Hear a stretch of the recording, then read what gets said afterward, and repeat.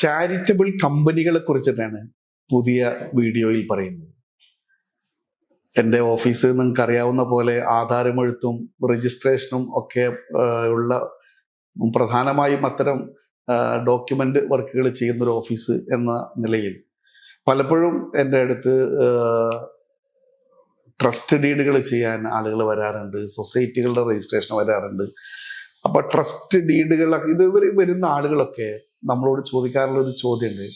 CSR ഫണ്ടുകളൊക്കെ ട്രസ്റ്റുകൾക്ക് വേണ്ടി, charitable ട്രസ്റ്റുകൾക്ക് വേണ്ടി കിട്ടുന്നതിന് കുറച്ചുകൂടെ എളുപ്പമാർഗം എന്താണ് എന്ന് ചോദിക്കാറുണ്ട്. പലപ്പോഴും ഈ ട്രസ്റ്റുകൾ പലപ്പോഴും നിശ്ചിത ആളുകളിൽ ഒതുങ്ങി നിൽക്കുന്ന ഒരു സംവിധാനമാണ്. അതിൽ വേറെ ഇലക്ഷനോ കാര്യങ്ങളോ ഒന്നും നടക്കില്ല.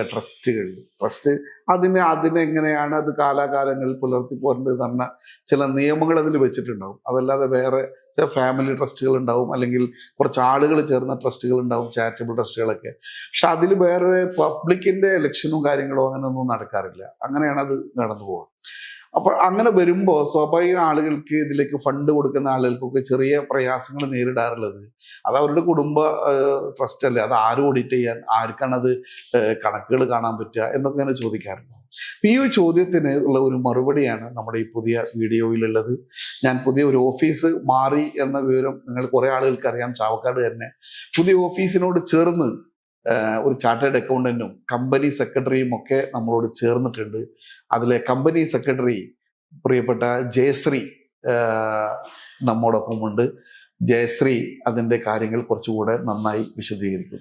ജയശ്രീ, എന്താണ് നമ്മുടെ ഈ സെക്ഷൻ 8 കമ്പനി എന്ന് പറയുന്ന കമ്പനികളുണ്ടല്ലോ, ചാരിറ്റബിൾ. അപ്പൊ നമുക്ക് പലപ്പോഴും ഉണ്ടാവണം എന്താ വെച്ചാൽ, അതിലെ സാധാരണ ട്രസ്റ്റുകളിൽ വരുന്ന പൈസക്ക് അല്ലെങ്കിൽ അതിൻ്റെ ഡൊണേഷനൊന്നും, എക്സ്പെൻഡിച്ചർ, ഇതൊന്നും കണക്കൊന്നും ആരും നോക്കണില്ലല്ലോ. ഒരു വിശ്വാസ്യത കുറവുള്ളത് കൊണ്ട് ആളുകൾ ട്രസ്റ്റുകളിലേക്ക് അങ്ങനെ സംഭാവന കൊടുക്കാൻ ചെറിയ താല്പര്യക്കുറവ് കാണിക്കാറുണ്ട്. എന്താണ് ഈ സെക്ഷൻ 8 കമ്പനി അല്ലെങ്കിൽ ചാരിറ്റബിൾ കമ്പനി എന്ന് പറഞ്ഞാൽ എന്താണ്? എങ്ങനെയാണ് അത് യൂസ്ഫുൾ ആവുന്നത്? സെക്ഷൻ 8 കമ്പനികൾ മെയിൻ ആയിട്ട് ചാരിറ്റബിൾ പർപ്പസിന് വേണ്ടി മാത്രം നമ്മൾ ചെയ്യുന്നതാണ്.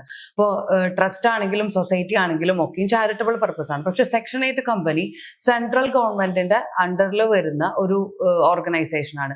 അതൊരു സെപ്പറേറ്റ് ലീഗൽ എൻറ്റിറ്റി ആണ്. അപ്പോൾ ട്രസ്റ്റും സൊസൈറ്റിയും സ്റ്റേറ്റ് ഗവൺമെന്റിന്റെ അണ്ടറിൽ വരുമ്പോൾ സെക്ഷൻ 8 കമ്പനികൾ വരുന്നത് സെൻട്രൽ ഗവൺമെന്റ് അണ്ടറിലാണ്. ഈ സെക്ഷൻ 8 കമ്പനികൾക്ക് ടാക്സ് എക്സംഷൻസ് ആണ് മെയിൻ ആയിട്ട് വരുന്നത്. ടാക്സ് എക്സംഷനിൽ സെക്ഷൻ 12AA ATG എക്സംഷൻസും. ഇത് സെക്ഷൻ 8 കമ്പനികൾക്ക് മാത്രമല്ല ടാക്സ് ബെനിഫിറ്റ്സ്. ആരൊക്കെയാണോ ഡൊണേറ്റ് ചെയ്യുന്നത്, ഈ സെക്ഷൻ 8 കമ്പനിയിൽ ഫണ്ട് റേസ് ചെയ്യാൻ വേണ്ടിയിട്ട് ഒരുപാട് ഓപ്പർച്യൂണിറ്റീസ് കൊടുക്കുന്നുണ്ട് സെൻട്രൽ ഗവൺമെന്റ്. അപ്പൊ അതിൽ ഡോണേഴ്സിന് എങ്ങനെ വേണമെങ്കിൽ സബ്സ്ക്രിപ്ഷൻ എമൗണ്ട് ആയിട്ട് അല്ലെങ്കിൽ ഡൊണേഷൻ ആയിട്ട് നമുക്ക് സ്വീകരിക്കാൻ പറ്റും. എമൗണ്ട് ഈ സെക്ഷൻ 8 കമ്പനിക്ക് സ്വീകരിക്കാം. അങ്ങനെ ഡൊണേഷൻ തരുന്ന ഡോണേഴ്സിന് ഈ ടാക്സ് എക്സംഷൻ ഈ സെക്ഷൻ 8 കമ്പനിയിൽ നമ്മൾ ഡൊണേറ്റ് ചെയ്ത് കാണിച്ചാൽ അത് ടാക്സ് എക്സംഷന് എലിജിബിൾ ആണ്. അതാണ് സെക്ഷൻ 8 കമ്പനിയുടെ ഫസ്റ്റ് അല്ലെങ്കിൽ ഒരു അഡ്വാൻറ്റേജസ് എന്ന് പറയാനുള്ളത്. പിന്നുള്ളത് ക്രെഡിബിലിറ്റി ആണ്. ഇപ്പോൾ ഒരു സൊസൈറ്റിക്കോ ഒരു ട്രസ്റ്റിനോ കിട്ടുന്നത് ഒരു ഗ്രൂപ്പ് ഓഫ് ആളുകൾ ചെയ്യുന്നതാണ്. അതിൽ ഈ പറഞ്ഞ പോലെ ക്രെഡിബിലിറ്റി ഒരു പ്രശ്നമായിരിക്കാം. പുറമേ നിന്ന് ഒരാൾ വരുമ്പോൾ അവർക്ക് എമൗണ്ട് ഇൻവെസ്റ്റ് ചെയ്യാൻ വേണ്ടിയിട്ട് അവരുടെ ഒബ്ജക്റ്റീവിന്റെ ഒരു സംശയം ഉണ്ടാവാം. പക്ഷെ സെക്ഷൻ 8 കമ്പനി എല്ലാ വർഷവും ഓഡിറ്റ് ചെയ്യുന്നു. അതിന്റെ ഫയലിങ്സ് എല്ലാം സെൻട്രൽ ഗവൺമെന്റിന് നമ്മൾ ഫയൽ ചെയ്യുന്നുണ്ട് പ്രോപ്പർ ടൈമിൽ. ഒരു AGM കണ്ടക്ട് ചെയ്യുന്നുണ്ട്. അപ്പോൾ ഈ ഡോണർക്ക് എമൗണ്ട് ഇൻവെസ്റ്റ് ചെയ്യുന്നവർക്ക് ധൈര്യമായിട്ട് കൊടുക്കാം. ആ ഒരു ക്രെഡിബിലിറ്റി ഗവൺമെന്റിന്റെ മുന്നിലാണെങ്കിലും അതെ ആ ട്രാൻസ്പാരൻസി കീപ്പ് ചെയ്യുന്നത് കൊണ്ട് നമുക്ക് സൊസൈറ്റിയുടെ മുന്നിൽ ഒരു ക്രെഡിബിലിറ്റി സെക്ഷൻ 8 കമ്പനികൾക്ക് എപ്പോഴും നിലനിൽക്കുന്നതാണ്. അപ്പോൾ സെക്ഷൻ 8 കമ്പനിയിൽ നമുക്ക് ഫോറിൻ ഇൻവെസ്റ്റേഴ്സ്, ഇപ്പോൾ ഇന്ത്യയിൽ നിന്ന് മാത്രമല്ല ഇന്റർനാഷണൽ ലെവലിലും നമുക്ക് എന്ത് ചെയ്യാം, എമൗണ്ട് സ്വീകരിക്കാം. പക്ഷെ അതേ സമയത്ത് സ്റ്റേറ്റ് ഗവൺമെന്റിന്റെ അണ്ടറിൽ വരുന്ന ട്രസ്റ്റിനും സൊസൈറ്റിക്കും അതിൻ്റെതായ പരിമിതികളുണ്ട്, ലിമിറ്റേഷൻസ് ഉണ്ട്. ഒരു പ്രോപ്പർട്ടി ആണെങ്കിലും ഓൺ ചെയ്യാനും സെയിൽ ചെയ്യാനും ഒക്കെ നമുക്ക് ഒരുപാട് സ്ട്രിഞ്ചന്റ് ആയിട്ടുള്ള പ്രൊസീജിയേഴ്സ് വഴി ട്രസ്റ്റും സൊസൈറ്റിയും മുന്നോട്ട് പോകാൻ പറ്റുള്ളൂ. പക്ഷെ അതേ സമയത്ത് സെക്ഷൻ 8 കമ്പനിക്ക് വളരെ കൃത്യമായിട്ട് എങ്ങനെ അഡ്മിനിസ്ട്രേഷൻ ചെയ്യണം, ഒരു മാനേജ്മെന്റ് എങ്ങനെ വേണം എന്നുള്ളത് ഓൾറെഡി ഒരു അപ്ലിക്കബിൾ ലോ പ്രകാരം എഴുതി വെച്ചിട്ടുള്ളത്. കാരണം നമുക്ക് ആ പ്രോസസ്സ് കീപ്പ് ചെയ്ത് കഴിഞ്ഞാൽ നമുക്ക് ഇതിനെല്ലാം ഓപ്പർച്യൂണിറ്റീസ് കൂടുതലാണ്. പിന്നെ ഇതിന്റെ ഒരു മെയിൻ അട്രാക്ഷൻ എന്ന് പറയുന്നത് CSR ഫണ്ട്. ഇപ്പോൾ പല കമ്പനികളും ഇപ്പൊ ഈ കേരളത്തിൽ തന്നെ നമ്മൾ അറിയാത്തത് കൊണ്ടാണ്, ഒരുപാട് ചെറിയ കമ്പനിയാണെന്ന് നമ്മൾ കരുതുന്ന കമ്പനികൾ പോലും CSR ചെയ്യുന്നുണ്ട്. ആ CSR ആക്ടിവിറ്റീസ് നമുക്ക് ട്രസ്റ്റിലൂടെ സൊസൈറ്റിയിലൂടെ ഒക്കെ ചെയ്യാമെങ്കിലും അവർക്ക് ഈ CSR രജിസ്ട്രേഷൻ കിട്ടണം. ആരൊക്കെയാണോ CSR രജിസ്ട്രേഷൻ സെൻട്രൽ ഗവൺമെന്റ് നൽകുന്നത് അവർക്ക് മാത്രമേ CSR ആക്ടിവിറ്റീസ് ചെയ്യാൻ പറ്റുള്ളൂ. അതിന് സെക്ഷൻ 8 കമ്പനിക്ക് CSR ആക്ടിവിറ്റീസ് ചെയ്യാൻ വേണ്ടിയിട്ടുള്ള എല്ലാ സ്കോപ്പും ഉണ്ട്. അപ്പോൾ ഗവൺമെന്റിന്റെ റൂട്ടിൽ തന്നെ പല കമ്പനികളിൽ നിന്നും നമുക്ക് എമൗണ്ട് പൂൾ ചെയ്യാൻ പറ്റും. ഈ ഒരു സെക്ഷൻ 8 കമ്പനിയിലേക്ക് പൂൾ ചെയ്തിട്ട് CSR ഫണ്ടായിട്ട് നമുക്ക് ഒരുപാട് ചാരിറ്റീസ് നടത്താം. ഇപ്പോൾ സെക്ഷൻ 8 കമ്പനിയുടെയും ട്രസ്റ്റിന്റെയും സൊസൈറ്റിയുടെയും ഒക്കെ ഒബ്ജക്റ്റീവ് സെയിം തന്നെയായിരിക്കാം. ഒരു ചാരിറ്റി നടത്തുക, സോഷ്യൽ വെൽഫെയർ നടത്തുക, എൻവയോൺമെന്റൽ പ്രൊട്ടക്ഷൻ, റിലീജിയസ് ആയിട്ടുള്ള ആക്ടിവിറ്റീസ് ചെയ്യുക, അതല്ലെങ്കിൽ എഡ്യൂക്കേഷണൽ ആക്ടിവിറ്റീസ്. ഇപ്പോൾ നമ്മളുടെ സൊസൈറ്റിയിൽ തന്നെ താഴെ തട്ടിലിരിക്കുന്നവരെ നമ്മൾ എന്ത് ചെയ്യണം, പ്രൊമോട്ട് ചെയ്യാൻ വേണ്ടിയിട്ടൊക്കെയാണ് നമ്മൾ ഈ ചാരിറ്റബിൾ ട്രസ്റ്റ് ആണെങ്കിലും സൊസൈറ്റി ആണെങ്കിലും ഒക്കെ ചെയ്യുന്നത്. ഇതിലിപ്പോ ഒരു കാര്യം എന്താ വെച്ചാല്, ഞാൻ ഇപ്പോ മനസ്സിലാക്കിയെടുത്തോളം എന്താന്ന് വെച്ചാല്, പലപ്പോഴും നമ്മുടെ നാട്ടുമ്പുറങ്ങളിലൊക്കെ പല സംഘങ്ങൾ ഉണ്ടാവും. അവര് നമ്മുടെ അടുത്ത് പിരിവിന് വരും, നമ്മുടെ നാട്ടിലെ ആളുകളുടെ അടുത്ത് ഡൊണേഷനൊക്കെ സ്വീകരിക്കും.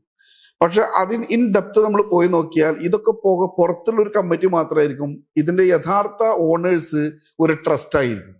അതറിഞ്ഞു വരുമ്പോൾ ജനങ്ങളെ സംബന്ധിച്ചിടത്തോളം ഇതുവരുടെ ഒരു കുടുംബ ട്രസ്റ്റ് ആണല്ലോ, അല്ലെങ്കിൽ ഇത് ഇവർ മാത്രം ഇരിക്കുന്ന ഒരു ട്രസ്റ്റ് ആണല്ലോ, ഇത് വേറെ പബ്ലിക്കിനൊന്നും ആക്സസ് ഇല്ലാത്തതാണല്ലോ എന്ന് തിരിച്ചറിയുമ്പോൾ ആളുകൾ ഡൊണേഷൻ കൊടുക്കാൻ ഒരു മടി കാണിക്കാറുണ്ട്. പക്ഷെ ഇവിടെ ആവുമ്പോൾ അത് അവരങ്ങനെ ഉണ്ടാക്കുന്ന എന്തിനാന്ന് വെച്ചാൽ, ഈ ട്രസ്റ്റ് ഉണ്ടാക്കുന്ന ആളുകളുടെ ഉദ്ദേശ ലക്ഷ്യങ്ങളിൽ നിന്ന് വേറെ ആളുകൾ വന്നിട്ട് ഇത് കവർ ചെയ്ത് പോവാതിരിക്കാനാണ് അവരങ്ങനെ ഒരു ഫ്രെയിം ഉണ്ടാക്കുന്നത്. അപ്പൊ സത്യത്തിൽ അങ്ങനെ ഒരു ഫ്രെയിം ഉണ്ടാക്കി വെക്കുന്ന ആളുകൾക്ക് പോലും നമ്മുടെ ഉദ്ദേശ ലക്ഷ്യങ്ങളിൽ നിന്ന് ഈ കമ്മിറ്റി അല്ലെങ്കിൽ ഈ ട്രസ്റ്റ് പോകരുത് എന്ന് ആഗ്രഹിച്ച് ഒരു ഫ്രെയിം ഉണ്ടാക്കുന്ന ആളുകൾക്ക് പോലും കൂടുതൽ സുതാര്യതയുള്ള ഗവൺമെന്റ് തന്നെ നിർബന്ധമായും ഓഡിറ്റിന് വിധേയമാക്കണമെന്ന് നിഷ്കർഷിക്കുന്ന ഒരു സംവിധാനമാണ് ചാരിറ്റബിൾ കമ്പനി. അപ്പൊ ആ കമ്പനിയിൽ വേറെ പുറമെന്ന ആളുകൾ വരില്ല, വേറെ സംവിധാനങ്ങളോ പുറത്തുനിന്നുള്ള ആളുകളോ ഇത് കീഴടക്കോ അങ്ങനത്തെ പ്രശ്നങ്ങളൊന്നും ഉണ്ടാവില്ല. അതേസമയം ചെയ്യുന്ന കാര്യങ്ങൾ സത്യസന്ധമായി ചെയ്യണമെന്ന റെസ്ട്രിക്ഷൻസ് കൂടി ഉള്ളത് കൊണ്ട് കൂടുതൽ ആളുകൾക്ക് ഡൊണേറ്റ് ചെയ്യാനും CSR കൊടുക്കാനും ഒക്കെയുള്ള സൗകര്യങ്ങൾ ഉണ്ടാവും എന്നതാണ് സെക്ഷൻ 8 കമ്പനികളുടെ ഒരു പ്രത്യേകത എന്നാണ് നമ്മൾ മനസ്സിലാക്കുന്നത്. ഇതിന്റെ കൂടുതൽ വിവരങ്ങളൊക്കെ ഞങ്ങളുടെ ഈ ഓഫീസിൽ തന്നെ ജയശ്രീ അടക്കമുള്ള ആളുകളുടെ ഒരു മേൽനോട്ടത്തിൽ നടക്കുന്നുണ്ട്. നിങ്ങൾക്ക് അവരുമായി ഡിസ്കസ് ചെയ്യുന്നതിനും മീറ്റിംഗ് അറേഞ്ച് ചെയ്യുന്നതിനും ഒക്കെ ഇത് ഉപകാരപ്പെടും എന്ന് പറയും.